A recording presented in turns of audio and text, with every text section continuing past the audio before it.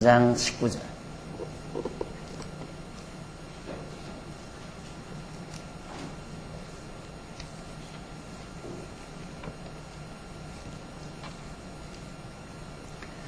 우리가 알거니와 무릇 율법이 말하는 많은 율법 아래 있는 자들에게 말하는 것이니 이는 모든 입을 막고 온 세상으로 하나님의 심판 아래 있게 하려 함이니라.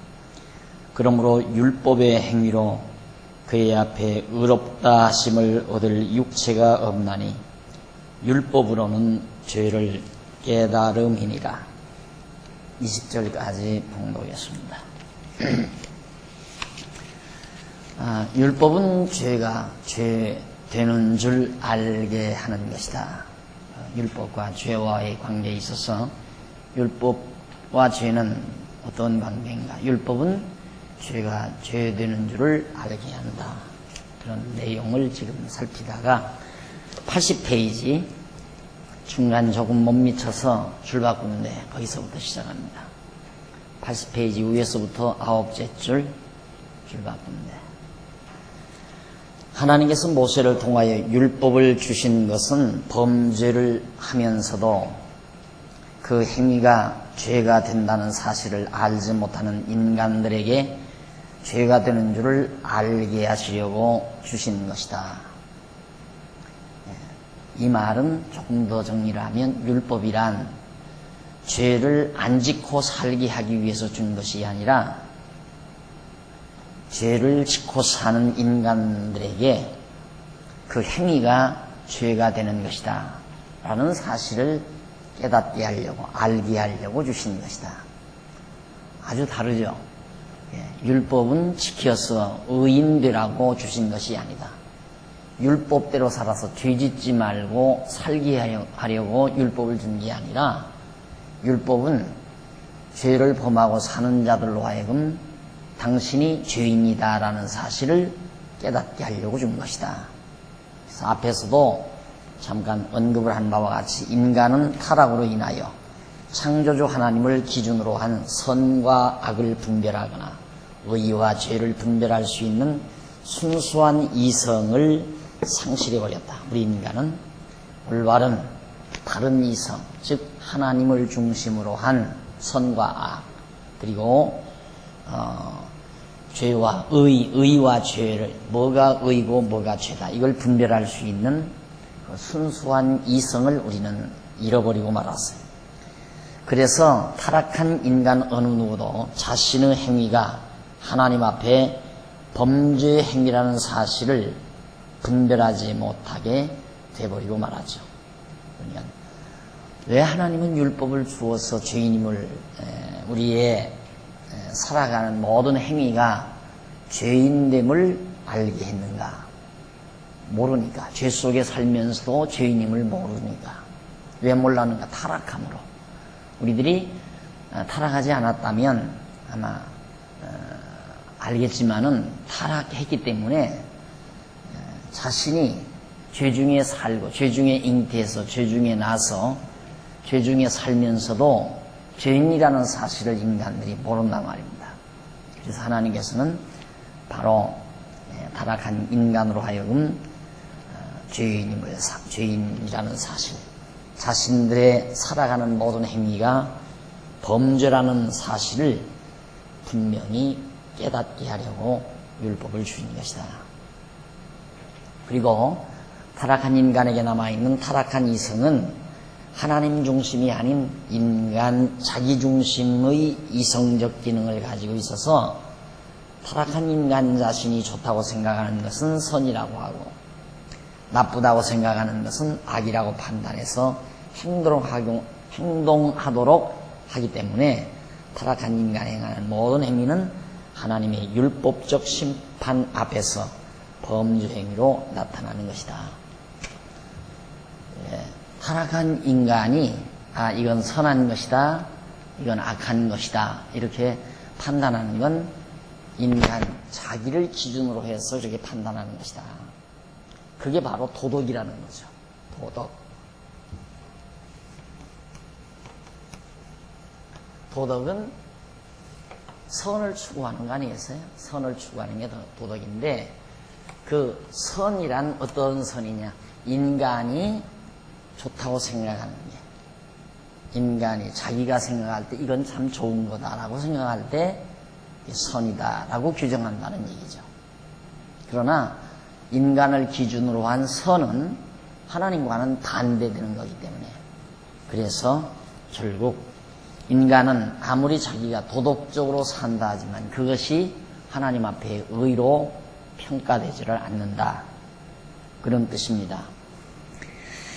그래서 나쁘다고 생각하는 것은 악이라고 판단해서 행동하도록 하기 때문에 타락한 인간이 행하는 모든 행위, 타락한 인간이 행하는 모든 행위는 악이다. 그러니까 인간이 세워놓은 도덕적 기준은 맞지 않다, 그런 얘기예요. 그래서 거듭 말씀드리지만 인간은 애당초 잉태될 때 죄 중에 잉태되고 죄 중에서 출생하고 죄 중에서 살아요. 그러니까 죄인이란 말입니다.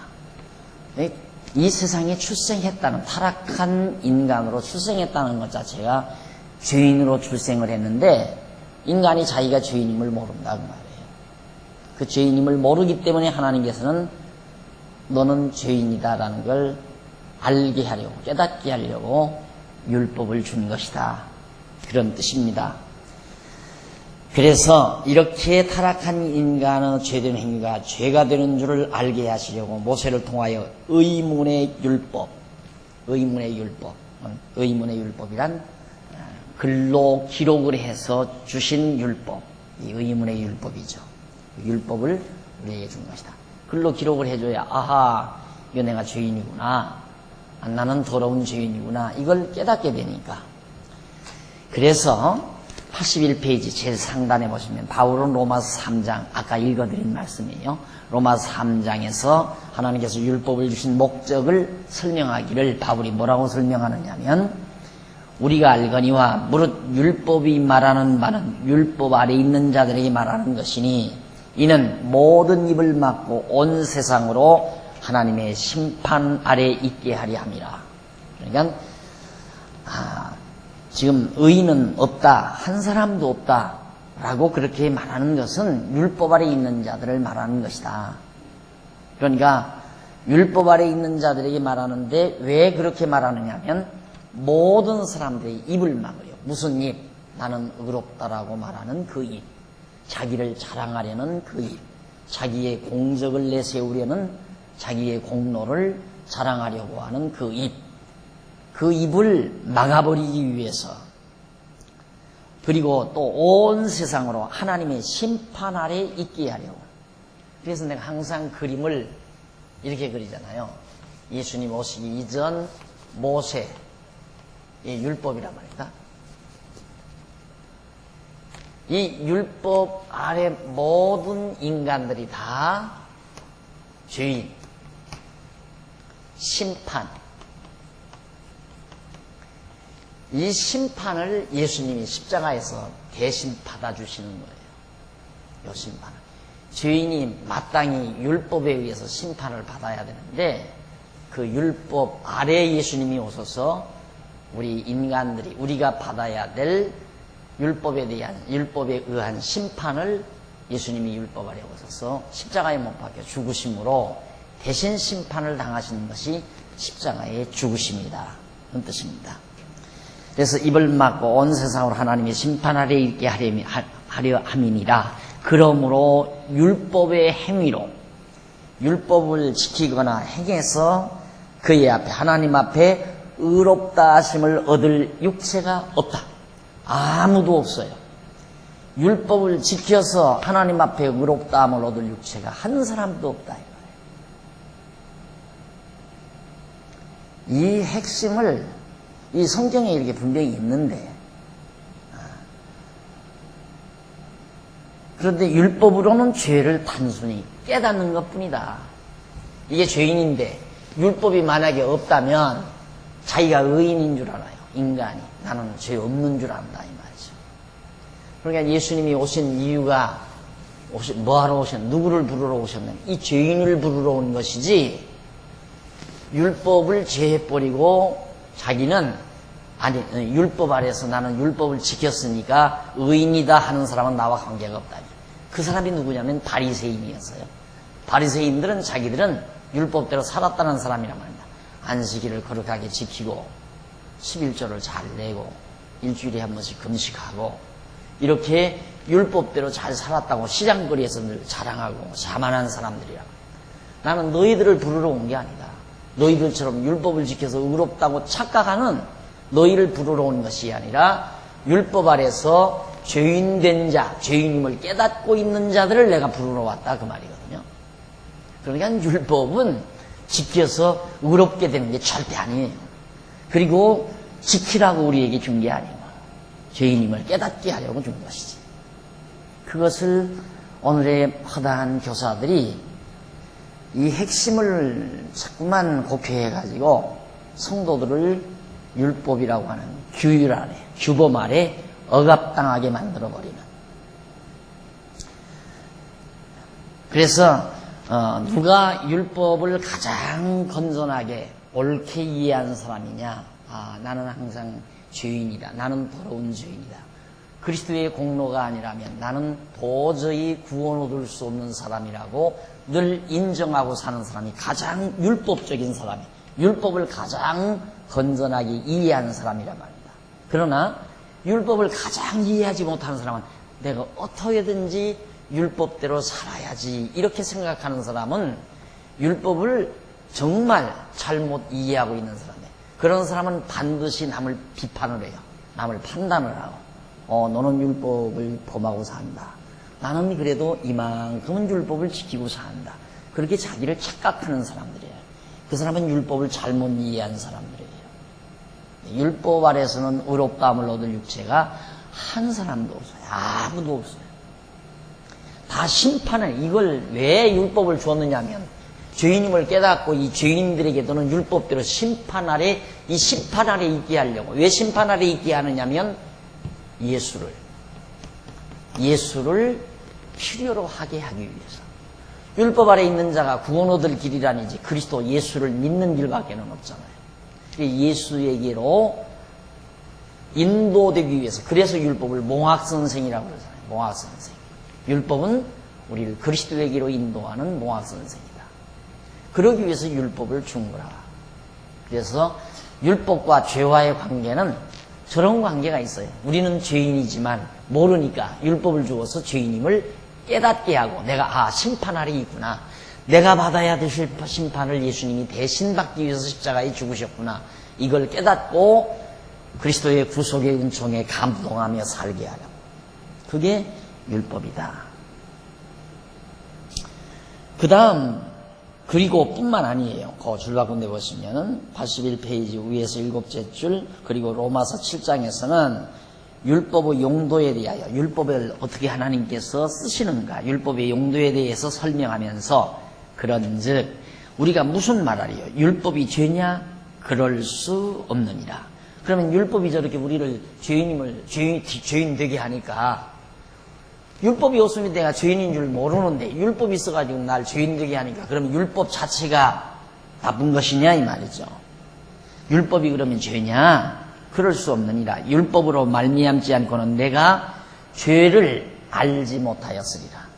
율법 없으면 내가 죄를 몰랐을 거 아니에요. 죄를 몰랐으면 내가 죄인이라는 사실도 모르고, 죄인이라는 사실을 모르니까 예수를 필요로 하지를 않고 예수를 안 믿을 거라고. 바울이 그 말이에요. 율법이 없으면 내가 죄를 몰랐었고, 죄를 모르면 내가 심판 아래 있다는 것도 모르고, 심판 아래 있다는 걸 모르면 예수를 필요로 하지도 못하고, 자기 자랑 내세우고 자기 의를 내세우고 자기 공정 내세우고 살 수밖에 없는 그런 인간이 되고 만다, 그런 얘기죠. 율법으로 말미암지 않고는 내가 죄를 알지 못하였으니 곧 율법이 탐내지 말라 하지 아니하였다면 내가 탐심을 알지 못하였으리라. 로마서 7장 7절에는 계속해서 바울은 그런즉 선한 것이 내게 사망이 되었느냐? 그럴 수 없느니라. 우리가 죄가 죄로 드러나기 위하여 선한 그것으로 말미암아 나를 죽게 만들었으니 이는 계명으로 말미암아 죄로 심히 죄되게 하려 함이니라. 그러니까 그 말은 뭐냐면 그런즉 이렇게 선한 것, 율법이 선한 거다. 선한 것이 나를 죽게 만들었다. 나를 죽도록 했다. 이 율법이. 그렇게 나쁜 거 아니냐? 내가 죽게 만들었으니까. 계속해서 바울이 그 말에 그런즉 선한 것이 내게 사망이 되었느냐? 그럴 수 없느니라. 오직 내가 죄로 드러나기 위하여 선한 그것으로 말미암아 나를 죽게 만들었으니 왜 죽게 만들었는가? 이는 계명으로 말미암아 죄로 심히 죄되게 하려고. 이 율법 계명으로 말미암아서 이 죄를 내가 가지고 있는 죄를 심히 죄되게 아주 심히 죄가 되도록 하기 위해서 율법을 우리에게 준 것이다. 이 모든 내용들은 한결같이 율법은 죄되는 줄을 알게 하는 것임을 말해주고 있습니다. 지금까지 이제 3장과 7장 내용을 종합해서 보면 결국 뭡니까? 율법이란 죄를 내가 죄인인데 내가 죄인임을 모르니까 율법을 주어서 죄가 심히 죄되게 해가지고 죄인임을 깨닫게 하려고 그리고 내가 심판 아래 있게 하기 위함. 그래서 율법과 죄는 그런 관계를 지니고 있다. 그러면서 또 로마서 5장 20절에서는 율법이 가입한 것은 나와요. 하나님께서 율법을 왜 여기다가 가입시켰는가, 주었는가, 가입. 왜, 무엇 때문에 율법을 이스라엘 백성들에게 줬는가? 가입한 것은, 더한 것은 그 말이에요. 범죄를 더하게 하려 함이라. 범죄. 똑같은 얘기, 범죄. 죄를 범하는 걸 더하게 하려고. 도둑질하지 말라는 율법이 없으면 도둑질해도 범죄가 안 될 거 아니에요. 그렇죠? 도둑질하지. 살인하지 말라는 율법이 없었으면 사람 죽여도 힘 있는 자가 사람 죽이는 거 죄로 생각 안 한다 이 말입니다. 지금도 보세요. 강대한 나라가 약한 나라 막 무기 가지고 가서 막 수백 명, 수천 명 죽여도 양심의 가책 하나도 없잖아요. 전쟁이라는 정당성 앞에서. 그런데 살인하지 말라는 그런 율법이 없으면 똑같잖아요. 강대한 나라가 약소한 나라, 힘없는 나라를 가서 폭탄 떨어서 막 죽여도 양심 가책 안 받듯이 그냥 이 길거리 다니다가 약한 사람들 다 죽여버리고 강한 자가 다 가져도 하나 양심의 가책도 없고 죄될 것도 없는 거예요. 실제가 이 세상이 강자가 약자를 다 짓밟고 사는 세상 아니에요? 다 죽이고 사실은 실제로. 그런데 율법이 없으면 그게 죄로 생각을 안 하는 거죠. 그러니까 결국 율법은 뭐냐? 율법을 왜 더했는가? 그 이유는 범죄를 더하게 하려고. 범죄가 조금밖에 안 되는데 범죄를 더 많게 하려고 율법을 주었다. 그 말이에요. 4장 15절에서는 율법은 진노를 이루게 하나니 율법이 없는 곳에는 범함도 없느니라. 거기 다 나오잖아요. 율법은 진노를 이루게 한다. 이 율법이라고 하는 건 죄가 드러나니까 하나님의 진노의 심판을 이루어 가잖아요. 진노를 이루게 한다. 그런데 문제는 율법이 없는 곳에는 범함도 없다. 죄를 범하는 일이 없다. 율법이 없으면. 지금 설명한 거 그대로예요. 살인하지 말라는 율법을 하나님이 안 줬으면 살인을 해도 죄를 범하는 게 아니죠. 율법이 없는데. 그러니까 율법이 없는 것은 범함도 없다. 죄가 없다고 말이에요. 가지고. 이 내용들을 종합해서 이해를 한다면 그러면 지금까지 말한 로마서 5장이나 7장이나 3장에 나오는 이런 등등의 내용들을 종합적으로 해서 우리가 이해를 하면 하나님께서 율법을 주신 이유 중 하나가 인간에게 율법을 주시지 아니하시면 인간 내면의 죄악은 있다 할지라도 인간 속에 죄가 있어요. 누구나가 다 있다 할지라도 율법을 주지 아니하면 범죄함이 없게 되기 때문에 율법을 더 주어서 율법을 범하는 범죄를 더하게 하시려는 것이라는 뜻으로 그렇게 이해가 되죠. 그렇죠. 우리 인간에게 내면 속에 다 사악함이 있잖아요. 사악함이 있는데 그 사악한 행동을 다 해도 그걸 범해도 행동을 해도 그 죄로 인간들이 인정을 안 한다. 모르고 드러나지도 않고. 그런데 하나님께서는 율법을 주어서 우리 인간의 내면 속에 있는 사악함이 밖으로 드러날 때 그것이 범죄다. 죄를 범한 것이다. 그래서 심히 죄되게 해서 인간으로 율법 아래서 죄인되게 하려는 것이 율법을 주신 하나님의 뜻이다. 그래서 심판 아래 있게 하려고. 그 이유는 이제 여기로 이어지는 거죠. 예수 앞으로 나오기 위해서. 예수의 공로가 아니면 의인 될 수 있는 길이 없게 만들어 놓으시고, 생각해 보십시오. 예수를 믿어도 의인이 되고 율법을 행해도 의인이 된다면, 율법 행해서 의인 될 사람은 율법 행해서 의인이 되고, 예수 믿어 의인이 될 사람은 예수 믿어 의인이 되고, 두 가지 길로 의인이 돼야 되잖아요. 그게 아니라 이 말이에요. 율법 아래서는 의인 될 사람이 한 사람이 없어요. 그래서 예수를 그리스도로 믿어 의인이 되게 하시려는 하나님의 섭리가 바로 율법을 주신 근본 목적이라고 이렇게 여러분들이 이해를 하시면, 죄와 율법과의 관계가 그런 관계로구나 하는 걸 정리가 되리라고 생각합니다.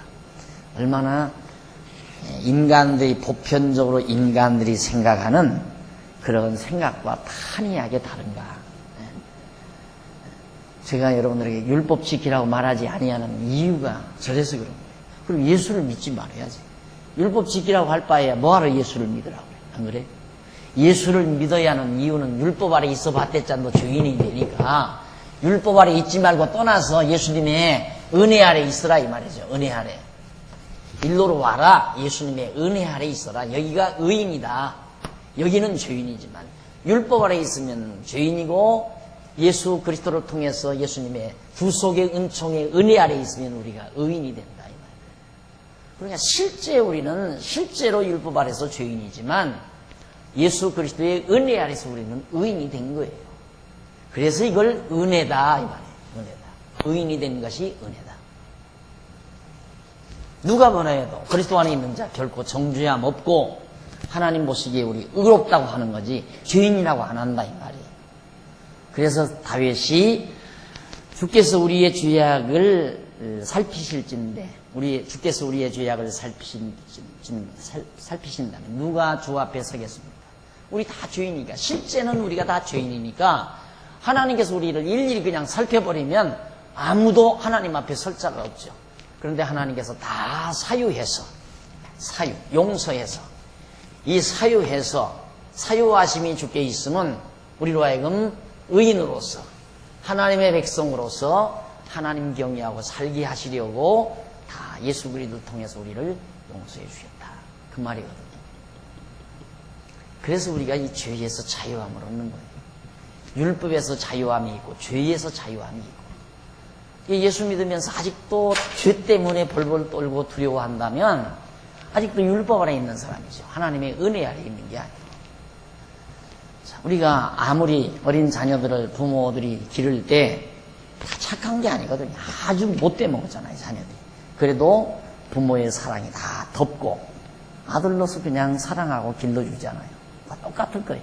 우리 이 세상에 있는 동안 우리 타락한 육신을 쓰고 우리가 살아가면서 실수하고 육체의 소욕대로 살아가고 정말 범죄하고 여러 가지 실수를 저질러도 하나님께서는 그거 다 덮어버려요. 은혜로 다 덮어서 하나님은 우리를 죄인이라 하지 않는다.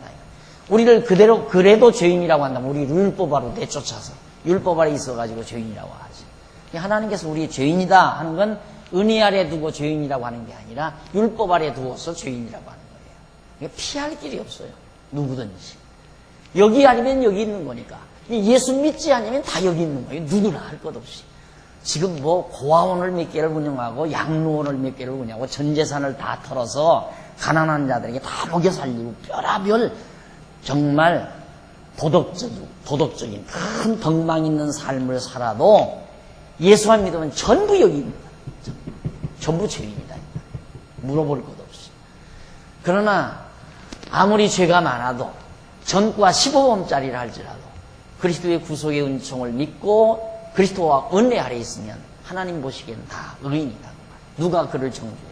아무도 정죄할 수가 없다. 그래서 율법과 죄가 그런 관계가 있다. 그 다음 82페이지 넘어가서 선하고 의로우시며 거룩하신 하나님께서 도대체 무슨 이유로 인간에게 율법을 주어 죄가 죄로 드러나게 하시고 거기에다가 범죄까지 더하도록 해서 심히 죄되게 하여 죄가 죄되는 줄을 알게 하시는가? 왜 하나님이 이렇게 하시는가? 지금 설명 다 해버렸어 있는가? 하나님께 있어서 인간이 죄를 아는 것이 무엇이 그렇게 중요한 것이며 이미 작정된 섭리에 있어서 어떠한 목적이 있으시기에 에덴 동산에서 죄 없이 살아가는 아담과 하와에게 금과 법, 그 금과 법을 안 주었으면 범함도 없잖아요. 금과 법을 주어서 그 법을 범함으로 범죄가 되게 하시고 그 범죄를 통하여 인간 내면에 죄악이 자리 잡게 하셨는가? 하나님께서 왜 선악과를 만들어 그 먹지 말라고 법을 주어가지고 인간 죄인 되게 했느냐? 하나님이 죄인 되게. 그러니까 그래서 이 말을 잘못 알아듣고 이런 것을 자세하게 논리적으로 학문적으로 정리를 못하고는 박 목사는 하나님이 죄짓게 했다 이러온다. 그 이단이다 이거예요. 그러니까 얼른 사람들이 그 말만 들으면 야 진짜 이단이다. 하나님이 인간에게 죄짓게 한단다. 이렇게 단순하게 들으니까 누구나 그건 물어볼 것이 이단이죠. 그래 답답한 거예요. 내가 한 얘기가 아니지. 바울이 한 얘기지. 로마서가 한 얘기고 하나님이 실제로 그렇게 하시는 말씀인데 율법을 주어서 우리 인간으로 심히 죄되게 한다고 그랬잖아요. 그 말을 하는 말이에요. 하나님이 죄되게 해야 죄가 되지. 그럼 하나님이 죄되게 안 하는데 누가 죄되게 해요? 간단하잖아요. 죄되게, 죄를 한다. 하나님과 인간. 하나님이 죄되게 하는 것은 어떻게 해서? 율법으로 죄되게 하죠. 율법으로. 인간이 죄되게 하는 건 도덕으로. 도덕이나 헌법, 법률. 인간이 만든 법률이죠.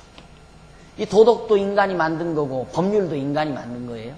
이게 도덕과 법률을 통해서 인간이 죄인 되게 하는 거예요. 죄를 만드는 거예요. 너 이러면 죄다. 너 남의 땅 갈취하면 죄다. 이게 다 법률로 만들잖아요. 사기치면 죄다. 살인하면 죄다. 이거 다 법률로 제정을 해서 다 나오는데 그 법률은 그 시대의 도덕적인 감각이 도덕적 느낌이 바로 법률의 하나의 기반이 되죠. 그 시대, 그 사회 도덕적인 관념 자체가. 그래서 그 시대의 도덕률과 비슷하게 법률을 만드는 거거든요. 그러니까 쉬운 예를 들어서 지금 과거의 도덕은 정말 이 과거의 도덕률은 철저히 이 남존여비 사상에 기초한 도덕률이었어요. 그런 도덕률이기 때문에 법률 자체도 여자들에게 불리하게 다 만들어 놨다고 말이에요. 그러니까 지금은 일반적인 도덕적 관념이 그게 아니잖아요. 왜 여자는 이렇게 인권이 무시당해야 되냐? 여자도 소유권이 있어야 되고 여자도 호주 자격을 갖도록 하자. 호주 제도라는 남자 호주 제도라고 하는 건 조선 시대에 만들어진 거다. 그건 전통도 없는 거다. 조선 시대에 만들어진 거다. 요즘에 그거 많이 떠들고 나오잖아요. 그러니까 앞으로는 여자도 가대를 이어가는 그리고 부모의 유산을 당당하게 받을 수 있는 그런 법률로 이제 고쳐질 수밖에 없는 거거든요. 그러니까 이건 인간이 만들어낸 거예요. 이거에 의해서 인간이 죄되는 거예요. 그러니까 그건 인간이 인간에게 죄인이라고 규정하는 거고 우리가 종교적으로는 이것은 사회적이죠. 사회적으로 이건 종교적으로 종교적으로 우리 종교적인 죄라는 건 하나님이 죄되게 해야 뭘로?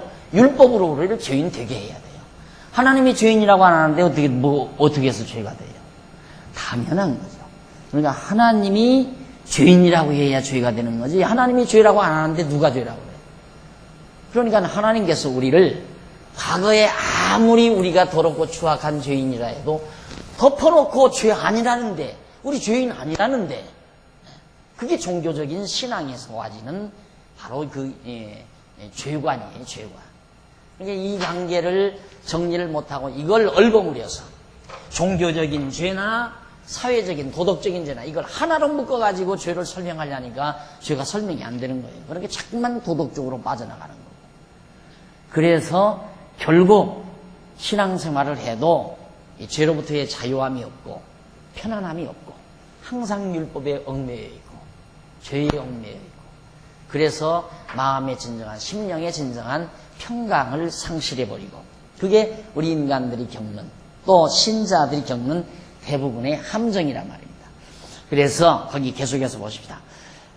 그 범죄를 통하여 인간 내면의 죄악이 자리 잡게 하셨는가. 그리고 타락한 인간들의 내면에 가득한 죄악으로 족하지 아니하시고 모세를 통하여 율법을 주셔서 범죄를 더하게 함으로써 인간으로 하여금 심히 죄인 되게 하시는 것일까? 하나님이 죄인 되게 하신 거 아니에요? 그런데 그걸 날들은 이단이라 이거예요. 이단이다. 내가 이단이면 바울이 이단이죠. 그러니까 왜 그걸 이단이라고 생각하는가? 계속해서 목사님들한테서 그렇게 잘 들어왔으니까. 또 목사님들도 하나님이 어떻게 인간을 죄인 되게 하냐. 하나님은 어떻게든지 우리를 의인 되게 하려고, 의롭게 살게 하려고 율법도 주어서 이렇게 살아라, 착하게 살아라, 선하게 살아라, 죄 짓지 말고 살아라.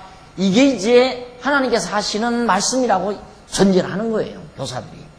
그래가지고 그쪽으로 자꾸만 교도하니까 하나님은 죄를 싫어하시는 분, 죄 짓지 말라고 하시는 분, 그리고 하나님은 죄 짓지 못하도록 애를 쓰는데 우리 인간들이 하나님을 불순종해서 마귀의 유혹을 받아 죄를 짓고 있다.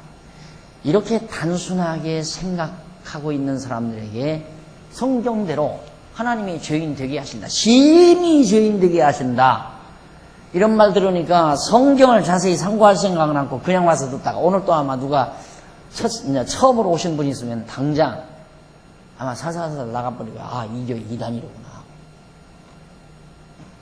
그러니 이게 참 답답한 일이 아닐 수 없죠.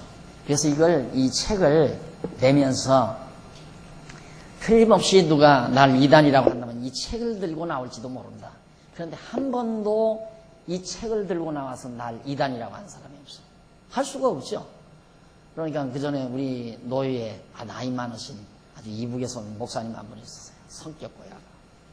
이 양반이 도대체 당신 뭐라고 얘기를 하는데 그렇게 자꾸 목사들이 당신 이단이니 3단이니 그러느냐. 목사님 이거 한번 읽어보십시오. 줬어요. 줬더니 가서 이제 다 읽고 나서 하는 얘기가 상당히 연구를 날더러 많이 했다. 그 양반이 하는 얘기가. 연구를 참 많이 했다. 근데 그 아들이 또 읽어봐서 이걸 읽어보더니만 날들 하는 얘기가 목사님 그렇게도 풀려지던데요. 그렇게도 풀려지더라 이거야. 자기도 궁금했던 게 이렇게 다 풀어지더라 이 얘기죠. 읽으면 책을 읽으면 험잡을 수가 없죠. 성경인데 어떻게 험잡아요. 그런데 그냥 놓고 뭐 테이프를 듣거나 이렇게 강의를 직감 들어버리면 앞뒤 거두절미하고 들어버리니까 그 박 목사는 하나님이 죄짓게 한다더라. 그런 놈이 하나님이 어디 있느냐 이거지. 그런 놈이 하나님, 인간을 죄짓게 하는 하나님이 어디 있느냐. 이렇게 답답하게 생각을 하는 겁니다. 그래서 오늘 또 지금 여러분들에게 이렇게 강조를 해드리는 건 우리도 늘 이렇게 배워도 또 실제로 돌아가서 생각하는 건 원위치로 돌아가서 생각을 한다 이 말이에요. 원위치로. 배우는 건 이렇게 배워놓고 또 원위치로 들어가서 아이고 내가 오늘 또 율법 범했구나 이런 생각. 그리고 항상 죄의식에 얽매여서 그냥 불안해하고 정말 두려워하고 이런 생각. 율법, 이 법률, 사회적인 도덕적 법률이나 어떤 율법적인 계율 앞에서 내가 벌벌 떤다 이거예요. 그건 무슨 심리가 있는가. 내가 이런 계율과 도덕적인 법률이나 율법을 지켜서 내 공로를 내가 쌓아야 되겠다고 하는 인본주의적인 기본 요소가 가득한 사람이에요. 그게 없이 하나님이 나를 죄인 되게 하면 죄인 되고 하나님이 의인 되게 하면 의인 되고 나 자신의 모습과는 전혀 관계없이 아무리 내가 산속에 들어가서 돌을 닦고 정말 창빈하게 욕심 한 번 안 부리고 산속에 들어가서 신선처럼 그렇게 했다 할지라도 하나님이 죄 뒤집어 씌워가지고 율법 아래가 딱 집어넣어서 너 죄인이다 하면 죄인 되는 거예요. 에덴 동산에서 아담을 그렇게 만들어 놓은 거라 이 말입니다. 아담 처음에 하나님께서 보시기에 선하게 만들었어요. 선하게 만드시는 하나님이 왜 선하게 살도록은 못해요? 그런데 무엇 때문에 선악과를 만들어가지고 그것 먹지 말라고 하는 법을 딱 해서 그 법률 아래 집어넣어가지고 따먹고 죄인 되게 만들었느냐 말이죠. 하나님께서 아담을 왜 죄인 되게 했는가? 둘째 아담 예수 그리스도를 통하여 의인 되게 하려고 그거예요. 목적은 그거예요. 그래서 죄인이 되는 거나 의인이 되는 것이 하나님의 주권적 능력에 있는 것이지 나 자신의 행위 여하에 달린 게 절대 아니다 그 말이에요. 절대. 나 자신이 가지고 있는 어떤 요건에 있는 것도 아니고 내가 복음사업을 많이 하고 선한 일을 많이 하고 교회 일을 많이 하고 충성 많이 하고 그걸 조건으로 해서 하나님이 의롭다고 하지 않는다 이 말이에요. 내가 도둑질을 하고 내가 살인 강도질을 하고 해서 그걸 조건으로 해서 날 죄인이라고 하지 않는다 이 말이에요. 하나님. 그것 때문에 죄인이라고 하는 거예요. 기본적으로 죄인이라는 거. 우리가 태어날 때 어머니 뱃속에 나올 때부터 벌써 율법 아래 나게 한 거예요. 예수님이 율법 아래 났잖아요. 우리도 인간도 다 율법 아래 태어나요. 이 율법 아래서 의인이 없다니까. 다 죄인이에요. 나면서부터. 살인 강도질 한 사람도 죄인이고 안 한 사람도 죄인이고 자선사업을 평생 돈 벌어서 자선사업 하는 사람도 예수 안 믿으면 은혜 아래 없으면 다 죄인이라 이 말이에요. 이 죄인이라고 하는 관념을 달리 가져야 한다. 하나님이 죄인 되게 하면 죄인 되는 거예요. 아무리 흉악한 사회적으로 흉악한 범죄인이라 하더라도 하나님이 의인이라 하시면 의인 된다. 의인 되고 죄인 되는 것이 내가 가지고 있는 조건에 따라 있는 게 아니라 하나님의 주권적 섭리에 있고 하나님의 은혜 아래 있다는 사실을 꼭 명심하시라는 뜻입니다. 이상의 질문은 기독교 역사와 함께 오늘에까지 영원히 해답을 얻을 수 없는 신비로 믿어져 왔다. 이 해답은 왜 하나님이 이렇게 에덴 동산의 아담에게 선악과를 만들어서 저렇게 해가지고 따먹고 인간이 이렇게 타락하게 했는가? 이것은 아무도 풀 수 없는 기독교 역사와 함께 오늘에까지 영원히 답을 얻을 수 없다. 이 해답은 아무도 얻을 수 없다. 그래서 언젠가 제가 말씀드렸죠. 우리나라에서 가장 유명한 주석학자 이상근 박사라고 있어요. 한국의 유명한 성경 주석학자입니다. 그분한테 가서 이 말씀을 듣고 이걸 깨닫고 가서 물으니까 야, 이 사람아, 나도 하나님의 천국 가면 하나님께 제일 먼저 물어볼 말이 그 말일세. 이건 아무도 대답할 수가 없다 이 말이에요. 그러니까 답답하잖아요. 간단한 대답인데 성경에 이렇게 간단하게 나와 있는데 이걸 대답을 해주지 못하니까 아이들이 처음부터 막 정신세계가 싹 트는 청소년 때부터 기독교는 우긴다 이게. 왜 하나님이 선악과 만들어놨는가 이래가지고 그 대답 해주지 못하니까 엉터리다 이래가지고 아야 교회를 무시해버리는 경향들이 참 많거든요. 대부분의 신학자들은 하나님께서 죄를 허용하시는 것이 분명하고 또 그렇게 하나님께서 하시는 것이 정당하였을 것도 분명하다고 실토한다. 하나님이 죄를 짓도록 허용했다. 이건 믿어요. 허용했다고는 믿어요. 그리고 그렇게 하는 것이 정당하다고도 그것도 믿어요. 그러나 그 이유는 영원한 신비라고 말한다. 그런데 하나님이 그렇게 선악과 따먹도록 허용을 했다. 또 그렇게 한 것이 하나님이 하시는 것이 정당했다. 왜 정당해요 그게? 정당하다고까지도 또 하는 거예요. 그런데 하나님이 왜 그랬을까? 그건 모르겠다. 이건 영원한 신비다. 그래서 그건 하나님께 가서 물어봐야 알지 아무도 모른다 이 말이죠. 여기 바로 나오잖아요. 예수님 보내서 은혜로 구원 얻게 해서 판단하잖아요. 예배소서에 은혜로 의인 되게 해야 찬송을 부를 때 은혜의 영광을 찬미하는 거죠. 결론은 은혜의 영광을 찬미케 하려는 게 최종적으로 궁극적으로 그건 결국 우리를 행복하게 하려는 거죠. 은혜의 영광을 찬미하는 것처럼 행복한 게 없잖아요. 생각해 보십시오. 여러분이 가장 따뜻하고 가장 진지한 행복은 부모의 은혜에 감동해서 부모의 은혜나 선배의 은혜나 그 은혜를 푹 느끼고 그 은혜의 감동에 젖은 마음에 노래가 있는 사람은 가장 행복한 사람입니다. 바로 최고로 행복의 비결이 방법이에요. 행복하게 하시는 방법. 우리로 하여금 은혜의 영광을 찬미케 하려는 거예요. 은혜를 느낄 때 얼마나 행복해요. 은혜를 느낄 때. 사랑을, 이 은혜라는 건 사랑과 동가. 하나님의 사랑과. 최고의 행복이 언제? 사랑을 느낄 때 아니에요? 사랑을 느낄 때. 하나님께서 우리에게 은혜를 베풀어서 하나님의 사랑을 느낌으로 행복을 우리로 하여금 행복하게 하려고. 그 하나님 은혜, 하나님은 우리한테 존경받으나 마나 찬양받으나 마나 아무 관계 없어요. 하나님은 우리가 찬양하면 기분 좋고 찬양 안 하면 기분 나쁜 분이 아니라 말입니다. 하나님은 자충족, 이 신학적인 용어들이 전부 자충족,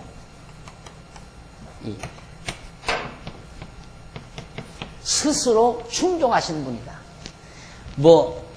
어떤 타로부터, 다른 자로부터 나에게 무엇이 플러스돼야, 보태져야 행복해지는 게 아니라, 우리는 그렇잖아요. 우리 스스로 행복할 수가 없잖아요. 누군가가 나를 행복하게 해줘야지. 이것이 우리 상대적인 인간이거든요. 그런데 하나님은 스스로 충족하신 분이에요. 우리가 하나님 찬양하든 안 하든 하나님은 행복해요. 만족하시다 이 말이에요. 그런데 왜 우리로 하여금 은혜의 영광을 찬미케 하려는 건가? 천국 생활하게 하기 위해서. 결국 금국에 가서는 인본주의예요. 우리를 위한 거예요. 우리를 위해서 결국. 우리로 하나님이 지어놓으신 당신의 피조물이 정말 만족하게, 행복하게, 영원히 천국에서 그 사랑을 느끼며, 하나님의 사랑을 느끼며 행복감을 가지고 영원히 하나님과 더불어 살게 하시려. 그게 하나님의 창조의 완성이죠. 창조의 완성. 그러니까 인간이 이 은혜를 못 느끼면 찬송을 안 하잖아요. 근데 처음 만들 때 은혜를 느끼게 만들 수는, 왜? 인간은 경험해야 되니까. 인간은 시간세계에서, 피조물이라고 하는 건 시간세계를 거쳐 경험을 해야 한다 이 말이죠. 예를 들면 탕자가 돼지우리 갔다 오지 않고는 아버지께 찬양을 못해요. 아버지 사랑 받고 살죠. 계속 큰아들은. 그런데 불만하잖아요. 근데 작은 아들은 돼지우리 갔다 오니까 겪은 거예요. 돼지우리 갔다가 아버지의 용서를 받고 보니까 그 사랑이 감동해서 하나님 아버지의 사랑을 느끼고 은혜를 느끼잖아요. 그게 바로 우리를 이 세상에 보내가지고 죄인 되게 했다가 은혜 아래서 의인 되게 하시는, 돼지우리에 보냈다가 가정에 돌아와서 다시 목욕시켜 아들로 삼으시는 그 과정과 똑같은 이치예요. 그러니까 우리 은혜를 깨닫게 하고 하나님의 사랑을 느끼게 하려는 하나님의 섭리가 이 바로 하나님의 피조세계, 계시세계라고 그렇게 이해하시면 틀림이 없습니다. 사실은 하나님께서 인간의 범죄를 허용하신 것이 아니라 직접 섭리하신 것이라고 성경은 빈틈없이 지금. 그러니까 그 말은 뭐냐면, 허용했다 이 말은 인간이 따먹으려고 하니까 따먹었으면 따먹어라 그러고 내버려 두었다고 말해요. 여기서 말하는 허용이라는 말은. 그러니까 하나님도 인간이 하려고 할 때는 하나님이 막지를 못하고 그냥 네 알아서 해라 이런 식으로 했다는 그런 식의, 왜? 인간에게 책임을 돌리게 하려고. 인간이 왜 그러냐면 하나님이 왜 따먹게 했습니까? 하나님께 책임 돌리기가 죄스러워서 그렇게 하지만 천만의 말씀이라 이거죠. 허용하신 것이 아니라 직접 그렇게 섭리하신 것이다. 빈틈없이 증언해 주었다. 어떠한 하나님의 섭리도 하나님께서는 모든 일을 그 마음에 원하는 대로 역사하시는 자의 뜻을 따라 행하시는 자다. 누가? 하나님께서. 그러니까 인간이 하려고 하는 대로 하나님이 허용한 게 아니라 모든 일, 그러니까 선악과를 따먹고 에덴 동산에 타락하는 일도 다 포함되는 거죠.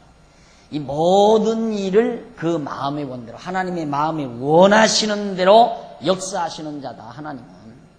그러니까 당신이 하나님께서 원하시는 대로 그렇게 다 된 거지, 하나님은 원치 않는데 인간이 하려고 하니까 네 알아서 해라 그런 식으로 허용했다. 그런 것은 학자들이 애매한 얘기죠. 애매한 얘기. 그 다음 이제 밑에서 두 번째 줄, 아담의 타락이 하나님께서 원하시지도 아니하셨는데, 아담 타락을 하나님이 원하지도 않았는데 하나님의 뜻 밖에서 일어난 돌연한 사건일 수는 없다. 허용이라고 한다면 돌연한 사건, 하나님은 타락하는 걸 하나님은 원치 않았는데, 선악과를 따먹는 걸 하나님은 원치 않았는데 갑자기 뱀의 유혹을 당해서 아담이 따먹으니까 돌발 사건이라 돌발 사태. 갑자기 하나님은 생각지도 않았던 일이 돌발 사태가 일어났다. 그런 일은 이 세상에 있을 수 없어요. 왜? 하나님의 계획대로 로고스가 드러나는 사건이기 때문에 그런 일이 있을 수는 없다 그 말이죠. 그래서 그것은 어디까지나 아담을 죄인 되게 하시려는 하나님의 작정 섭리 안에서 일어나는 계획된 사건이라는 뜻이다. 이단이라면 여기서 잡아야 되거든요. 여기가 이단이다. 근데 이게 잡을 수가 없어요. 너무 분명하니까. 너무 분명하잖아요. 그 이유와 목적을 알아보기 위해서 우선 하나의 관문을 열어보기로 하자. 그러면 그렇게 하나님이 타락시켜서 죄인 되게 하신 이유가 뭔가 지금 내가 전체적으로 놓고 설명을 다 했습니다만은 우선 그러면 그 이유와 목적을 알아보기 위해서 우선 하나의 관문, 첫째 관문부터 한번 열어보자. 첫째 관문이 뭐냐? 율법은 죄인 되게 하여 죽게 한다. 율법이라고 하는 것은 죄인이 되게 해서 죽게 하는 것이다. 심판이라고 하는 건 죽음이 아니에요. 죄값은 사망이니라. 율법 아래서 죄값은 사망이다. 반드시 죄인은 죽는 거죠. 그러니까 율법은 우리를 죽게 하는 거지, 죽음에 이르게 하는 거지, 구원에 이르게 하는 게 아니에요. 성경이 이렇게 너무 분명하게 말을 하는데 어쩌자고 그렇게 허다한 교사들이 성도들을 자꾸만 율법 아래로 데리고 들어가는 거예요. 은혜 아래 살고자 하는, 하나님의 은혜 아래서 의인으로 살고자 하는 성도들에게 자꾸만 율법 아래 이끌고 들어가서 율법의 종이 되게 하고 율법 아래서 죄인이 되게 하고 그래서 늘 겁집어먹게 만들고 1년에 몇 차례씩 부흥회를 해서 성도들로 하여금 죄 아래서 벌벌벌벌벌 다 떨게 만들고 이게 바로 정말 오늘의 성도들에 대한 학대죠. 심리적인 학대, 신앙적인 학대. 자, 그럼 율법은 죄인 되게 하여 죽게 한다. 어떻게 그래서 그런가 한번 보십시다. 율법과 죄와의 관계에 있어서 첫 번째는 지금 아까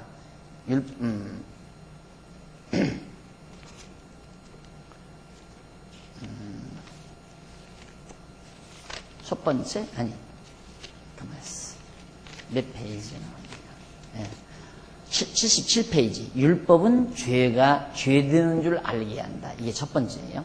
율법과 죄와의 관계에 있어서 율법은 죄되는 줄 알게 한다. 지금까지 한 얘기예요.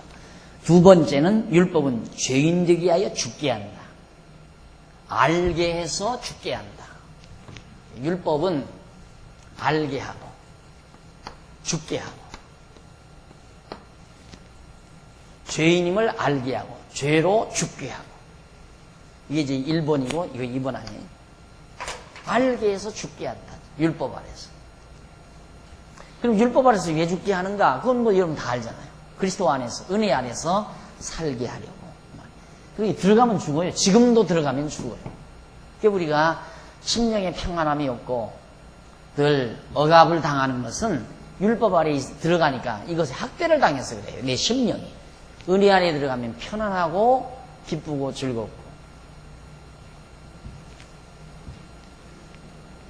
어느 부모가 자식이 잘못했다고 패 죽이는 법 없잖아요. 다 용서하지. 네. 자, 논문서 갖다 잡혀서 노름했어도 아버지가 다 용서하잖아요. 어쩔 거요? 죽일 거요?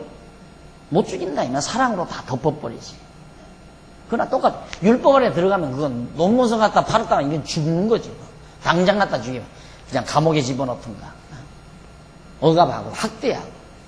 그러나 부모 아래는 사랑의 부모님의 사랑 아래서는 집문서 갖다가 다 노름 돈 잡혀서 노름했어도 아버지가 또 다른 돈 해서 논문서 집문서 찾아다 놓고 그리고 그놈을 아들이라고 일컬어주고 아침이면 깨워서 밥 먹이고 옷 입히고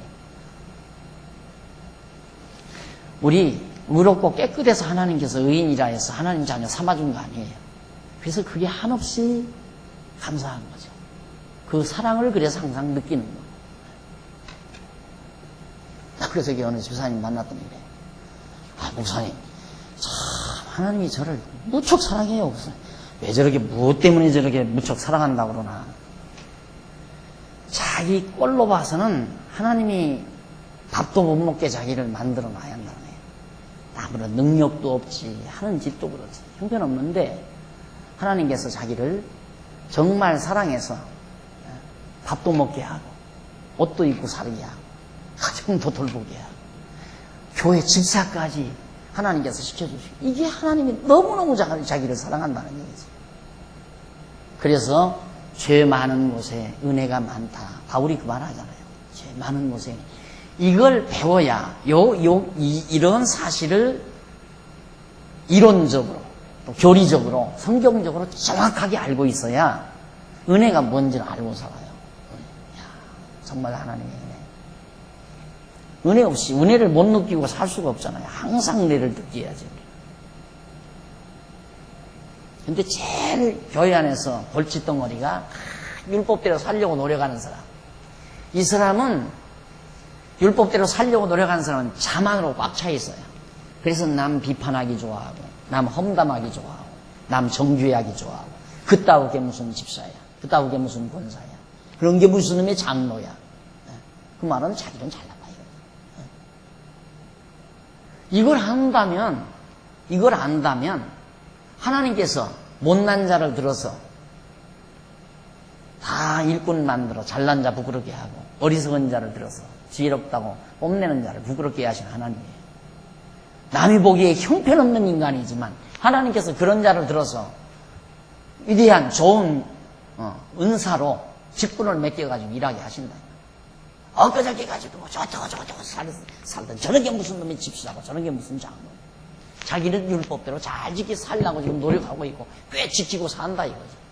이게 제일 골칫덩어리예요, 교회 안에서. 이 말썽 일으키는 사람 치고는 대부분 요런 율법주의적인 요소가 있는 사람이란 말이에요. 이걸 깨달았다면 아무리 집사가, 권사가, 장로가, 목사가 조금 정말 흠집이 있다 하더라도 말 못하죠. 참, 하나님 참 은혜가 풍성한 분이다. 박용기 같은 저런 형편없는 인간도 하나님께서 목사로 쓰시는구나. 이렇게 해서 도리어 하나님의 은혜를 더 크게 인정하는, 그게 올바른 시각이지, 저런 사람이 무슨 놈의 집사야. 저런 인간이 술도 먹고 담배도 피고 그게 무슨 놈의 집사야. 이런 식으로 남을 정죄하고 비난하는 것은 그만큼 자기가 율법주의 아래에 있다는 증거고, 율법주의 아래 자기는 꽤 의인이라고 자처하는, 예수와 관계없이 자기는 자기 행위로 의인이다 이거예요. 천만의 말씀. 죄인이라고 하는 건 행위와 관계없어요. 본질적으로 죄인이다 이 말이에요. 죄인이다. 행동으로 드러났다고 해서 죄가 더 많거나 안 드러났다고 해서 죄가 덜 하거나 그거 아니다 이 말이에요. 행동과는 아무 관계없이 죄가 꽉 들어찬 게 인간이다. 그걸 이해하시면 된다 이 말이에요. 그러니까 남의 행동을 평가하면 안 된다. 남의 행위를. 자기 안에도 그 모든 요소가 가득 들어차 있는데. 그래서 정말 우리가 하나님의 은혜 아래서 산다는 것이 얼마나 대단한 은총인가를 늘 생각해야 되고, 그렇다면 남을 용서할 마음도, 남을 덮을 마음도 자연히 생기죠. 자기가 만족하면 남도 다 써서 덮어요. 형제들 길러보면, 자녀들 길러보면 그러잖아요. 자녀들 길러보면 지가 만족하면 형도 용서하고, 형이 지가 만족하면 동생도 다 용서하고 덮어주고 다 이해하고 그래요. 그러나 불만족스러우면 트집 잡고 싸움하고 똑같은 얘기.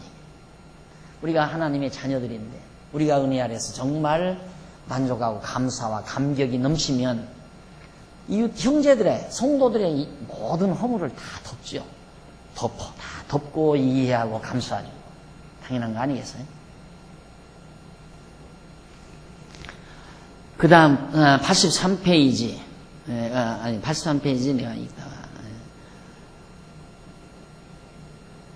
범죄를 더하게 죄로 심히 죄되게 함으로 인간으로 하여금 죄되는 줄을 알게 하기 위해서라는 결론을 앞에서 이미 얻은 바 있다. 이 결론에 따라오는 의문은 하나님께서 왜 인간으로 하여금 죄를 죄되게 해서 죄되는 줄을 알게 하셨는가라는 것이다.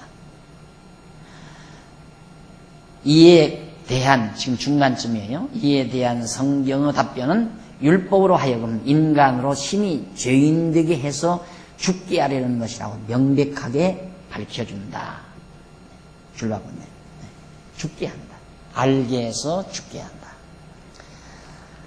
중간 줄바군데 하나님께서 에덴 동산에서 아담에게 금과법을 주실 때 선악을 알게 하는 나무의 실과는 먹지 말라. 네가 먹는 날에 정령 죽으리라고 선언하신 바 있다. 대부분의 주석가들은 이 에덴 동산의 율법 즉 행위 언약을 인간 대 인간의 관계에서 계약을 맺은 상대적 성격의 의미를 담아서 이해하고 풀이하는 것이 보통이다. 이걸로 이해한다 이 말이죠. 이걸로 이해하는 게 아니라 하나님이 절대적으로 주신 이런 관계에서 이건 하나님이 절대적으로 주신 율법 아래서는 인간의 의지에 의해서 지키고 못 지키고 할 수 있는 성질의 것입니다. 이건 이제 인간 대 인간이니까 상대적이니까 너 도둑질 하지 말라 한 사람이 명하면 명령을 들은 사람은 도둑질을 안 해야 돼요. 자기가 노래해서. 이게 상대적인 관계예요. 여기서는 절대적 관계이기 때문에 하나님이 명령하신 것을 인간이 수행할 능력이 없다고 말이에요. 인간의 능력으로. 하나님이 수행케 하시면 안 따먹게 하시면 안 따먹을 수 있고 하나님이 따먹게 하시면 따먹을 수밖에 없어요. 그것이 바로 율법이고 이것은 인간 대 인간이기 때문에 명령자와 수행자가 달라요. 명령해요. 여기서는 명령자나 수행자나 똑같아요. 하나님이 명령하시고 하나님이 지키게 하면 지키는 거고 못 지키게 하면 못 지키는 거고 여기는 명령자가 A라면 수행자는 B예요. 상대적이라 이 말이죠. 이런 식으로 놓고 학자들이 자꾸 이해하는 거예요. 하나님은 명령했으니까 인간은 반드시 수행해야 된다. 이런 도덕적이고 법률적인 그런 관념으로 저걸 받아들이다 보니까 풀어지질 않는 거예요. 풀리죠. 그래서 대부분의 보통이다. 그러나 밑에서 다섯째 줄바꿈니다. 그러나 이 언약은 절대 주권자이시며 창조주신 전능자 하나님께서 피조물인 인간 아담을 당사자로 하여 일방적으로 선언하시는 절대적 성격의 의미를 가지고 있는 언약인 것이다. 언약. 하나님께서 절대적으로 명령이죠. 절대적인 명령. 이것은 이제 절대적인 명령이 아니라 상대적이죠. 그러므로 이 언약은 먹지 말라는 금령으로 이루어진 행위 조건에 대한 아담의 이행 여부에 따라 먹으면 죽으리라는 하나님의 벌칙이 결정되는 것이 절대로 아니다.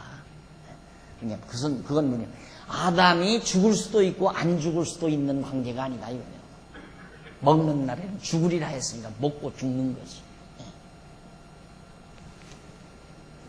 그래서 만일의 경우 하나님께서 인간 아담의 행위 조건에 대한 이행 여부에 따라 벌칙 여부를 결정하신다고 한다면 인간 아담의 의지 결정에 따라 하나님의 절대 의지가 작용된다는 엄청난 논리의 모순에 빠지게 되죠. 그러면 하나님의 의지와 하나님의 하나님의 의지와 인간의 의지. 하나님은 절대 의지자라면 인간은 상대 의지자인데 하나님이 따먹지 말라고 명하시면서 안 따먹는 것이 옳다고 의지 결정을 하셨는데 인간이 그걸 따먹었다? 그러면 절대 의지가 아니죠. 절대 의지대로 안 됐다 이 말이에요. 인간의 의지대로 된 거 아니에요? 따먹고 싶은 인간의 의지대로. 그러니까 그건 상대적이에요. 하나님과 인간이 상대자가 된다 이 말이죠. 이런 모순이 어디 있어요? 이런 모순이. 그러니까 하나님의 뜻하지 않은 걸 인간이 할 수는 없어요. 절대. 왜? 하나님은 절대자시니까. 그래서 이런 논리의 모순을 우리가 절대 범해서는 안 되는 거죠. 그래서 또 그렇게 될 수도 없는 것이다. 그러나 대부분의 주석가들은 에덴 동산의 행위 언약으로서의 금과법을 상대적인 계약 관계로 이해를 하고 그렇게 해석하는데 기독교 신학에 있어서의 결정적인 오해의 요인이 되고 있는 것이다. 이제 말씀드린 거예요. 하나님은 명령만 하시고 하나님 의지에 의해서 명령만 하시고 인간의 의지에서 순응하느냐 불응하느냐, 이것은 인간 스스로가 결정한다. 이렇게 생각하는 거예요. 허다한 주석가들이 다. 하나님은 명령만 하시고 그 명령을 들은 인간이 순응할 것이냐 불응할 것이냐는 인간 자기 의지로 결정하는 거다. 그럼 하나님도 모르는 거죠. 하나님도 인간이 순응할 것인지 불응할 것인지 이걸 하나님도 모르고 있다가 하나님은 이중 결정을 해놨다. 순응하면 살리고 불응하면 죽인다. 이게 이중 결정이라는 얘기예요. 이중 결정. 그런 식으로. 그럼 하나님도 살릴 것인지 죽일 것인지 하나님이 결정하는 게 아니라 사느냐 죽느냐는 누가 결정해요? 인간이 결정하잖아요. 하나님은 따라서 하는 거예요. 그러니까 하나님은 수동자가 되는 거고 결정자는 인간이 결정하는 거예요. 가장 중요한 사느냐 죽느냐를 인간 스스로가 결정하는 이런 논리의 모순에 빠지게 된다. 살리기도 하고 죽이기도 하시는 하나님의 주권에 달린 것이 아니라.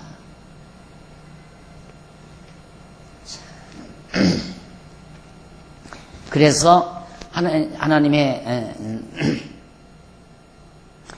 하나님의 그 절대 주권성에 의하여 일방적인 선언적 성격을 가진 언약이라는 말은 하나님의 영원한 작정에 기초한 계획이 선언이라는 뜻으로 이해되는 것이다. 이 부분만 정리하고 주십시오.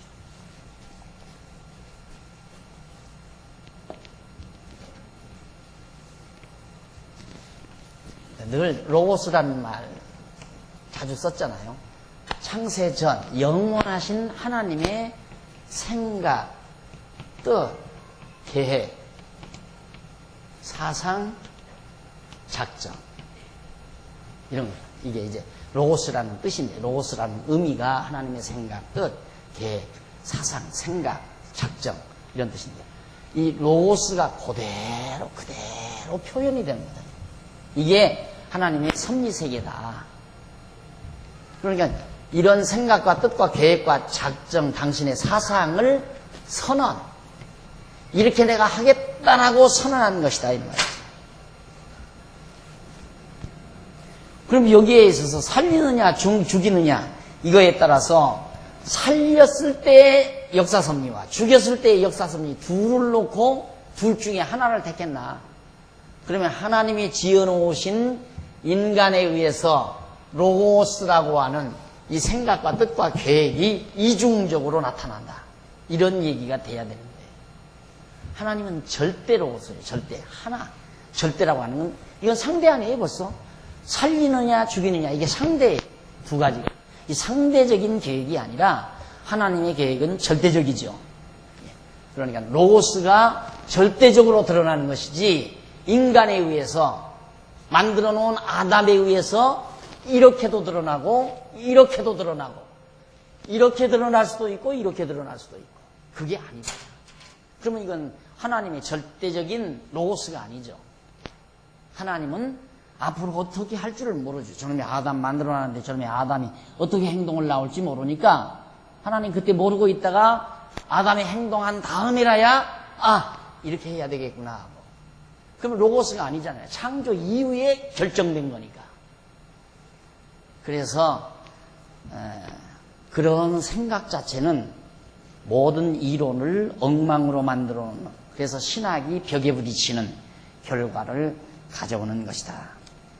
그래서 다음 시간 84페이지 중간 조금 전에 에덴 동산의 행위 언약에 있어서 그 부분보다 이 죄 문제, 에덴의 이 선악과 문제가 가장 핵심적인 내용으로 돼요. 거기서부터 풀려져야 되니까. 그래서 이 부분이 지금 머뭇머뭇하고 설명을 많이 해가는 겁니다. 오늘 저녁 아마 여러분들 죄와 율법과의 관계, 결국 율법은 죄를 알게 한다. 율법은 두 번째로 우리를 죽게 한다. 율법이 우리를 죽게 만든다. 두 가지 기억하시면서 그동안까지 대부분의 많은 성도들이 잘못 알고 있는 생각과 이해를 다 정리를 해버리셔야 될 겁니다. 이 부분이 굉장히 여러분들의 신앙생활에 엄청 중요합니다. 아주 실제로 우리들의 마음가짐에도 중요하고 심령의 평안의 문제도 여기에서 중요하고 사람이 기가 팍 꺾여져 버려. 자기가 죄의식을 느낄 때 기가 팍 꺾여요. 하나님의 사랑을 느낄 때 힘이 팍 솟아나고 자녀들도 그러잖아요. 부모 앞에서 내가 아버지의 소지품을 내가 망가뜨렸다. 이거 죄다. 아버지한테 이제 나는 죽었다. 했을 때는 기가 팍 꺾여져요. 그래서 피가 안 놀잖아요. 애기 얼굴에 화색이 없어져 버려요. 이렇게. 그런데 아버지의 사랑을 느낄 때는 얼굴이 벌겋지 않아요. 기가 살아서 막 피가 원활하게 움직입니다. 이게 여러분의 육신의 건강과도 밀착되어 있는 부분이고요. 이 부분이. 육신의 건강과도. 우리가 하나님의 사랑을 늘 느끼면서 살 때 항상 마음의 평강과 기쁨이고 기가 살아서 혈기가 좋잖아요. 혈색이 얼굴에 혈색도 좋아요. 당연한 거예요. 다 보이는 것과 보이지 않는 것이 다 이게 연결 작업이기 때문에 굉장히 중요한 거예요. 머릿속에 내가 진리를 어떻게 알고 있느냐에 따라서 그만큼 여러분들이 예를 들어서 오다가 전철 타고 오다가 수표 한 장이 옆에 있는 사람 그 핸드백에 딱 들어있단 말입니다. 삐죽이 보여요. 근데 당장 돈 10만 원이 필요한데 그 아줌마가 참을 꼬박꼬박 졸고 있어요. 그래서 10만 원짜리 하나 빼온 거예요. 그걸 빼와가지고 여기에 얻어걸리면 한없이 괴로운 거예요. 이제 한없이. 여기에 걸리지 말고 하나님의 은혜 아래 들어가면 내가 이렇게 도둑놈인가? 내가 어쩌다가 이렇게 나쁜 마음을 가지고 있는 놈인가? 나 정말 형편없는 놈이구나. 이런 걸 어떻게 하나님께서 날 하나님의 아들로 해서 의인이라고 그러는가? 그래서 그 감동이 사라지면 어떤 생각이 내가 다음에 전철 타서 그 아줌마 만나면 20만 원 내가 곱집어서 갖다 드려야 되겠다. 이 마음이 솟아나게 돼 있어요. 그 마음이 생기게 돼 있다. 내가 마음의 평강이라는 게 얼마나 중요한가를 다시 한번 강조해드리면서 오늘 강의 마칩니다. 기도하십시다. 자비하신 아버지 하나님, 은혜와 사랑을 감사드립니다. 오늘 또 저희를 부르시고 하나님의 크신 사랑을 느낄 수 있는 이 놀라운 진리를 다시 한번 확인했습니다. 주님의 은혜가 아니었다면, 또 주님의 사랑이 아니었다면 우리는 여전히 율법 아래 매여서, 죄 아래 매여서 늘 방황하고 괴로워하고 몸부림치며 살 수밖에 없는 형편없는 저희들입니다. 우리의 죄악을 감찰하신다면 감히 누가 주 앞에 서겠습니까? 하지만 구속의 은총으로 우리를 다 사유해 주시고 용서해 주셔서 그 사랑의 하나님을 경외하며 섬길 수 있게 하신 이 놀라운 은혜를 우리 망각하지 말게 하시고 날마다 삶 속에서 사랑의 느낌과 감동 속에 살아가는 슬기로운 종들이 되도록 인도해 주시옵소서. 돌아가는 발길도 지켜주시고 다시 만날 때까지 평강 안에 거하게 해 주시옵소서. 예수님 이름으로 기도드립니다. 아멘.